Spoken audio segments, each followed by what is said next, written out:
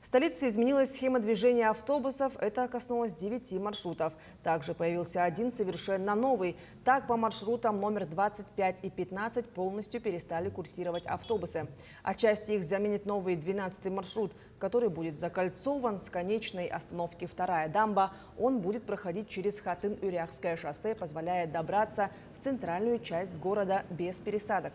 Кроме них закольцованными станут 35 и 7 маршруты, что позволит удобнее использовать их для пересадок.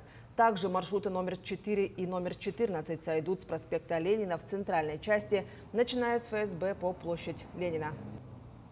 Мы сейчас как раз-таки ведем большой анализ по всем маршрутам городским, особенно по тем, которым была частично изменена схема движения. Считаем пассажиропоток.